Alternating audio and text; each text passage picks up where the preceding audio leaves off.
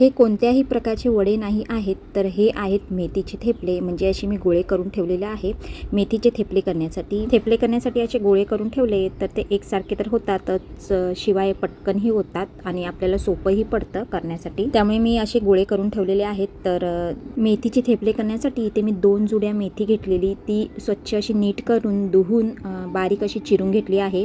त्याच्यामध्ये वेगवेगळ्या प्रकारची पिठं टाकलेली आहे. मेथीच्या थेपल्यांचा लॉंग व्हिडिओ मी आपल्या चॅनलवरती टाकलेला आहे की मेथीचा थेपला कसा करते. तर इथे मेथीचे थेपले लहान लहान करायचे होते, म्हणजे छोटे छोटे असे, तर त्यामुळे इथे मी 2-2 करत आहे जेणेकरून ते पटकन होतील आणि मुलांना भूकही लागलेली, त्यामुळे मी फास्ट करत होती. एकाच टायमाला 2-2 असे थेपले करून घेत होती. हे थेपले खायला खूप पौष्टिक असतात आणि चवीलाही खूप सुंदर लागतात. वेगवेगळी पिठं त्यामध्ये मिक्स असतात. परत मेथी ही खूप पौष्टिक असते आपल्या शरीरासाठी.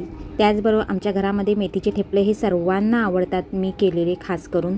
त्यामुळे हे मेथीचे थेपले मी अधूनमधून करतच असते आणि सध्या भाजीचा सीझन चालू आहे, त्यामुळे मेथी भरभरून आलेली आहे मार्केटमध्ये. तर इथे मेथीचे थेपले माझे झालेले आहेत आणि गरम गरम खायला तर खूपच सुंदर लागतात हे थेपले.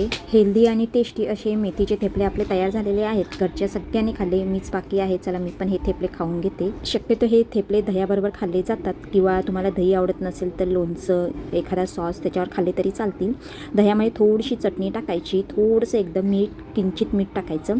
चटणी मीठ आवडत नसेल तर तुम्ही नॉर्मल दह्याबरोबर खाल्ले तरीही चालतील. तर मला इथे थोडेसेच म्हणजे 4च थेपले राहिलेले, बाकी सगळे संपले. तरी रात्री थोडासा भात उरलेला, सफेद भात, मग त्याला मी फ्राय करून घेतलं, कारण तो भात करायचा तरी काय, फ्राय केल्यावर खाल्ला तरी जाईल. मग इथे मी थोडासा भातही करून घेतला माझ्यासाठी.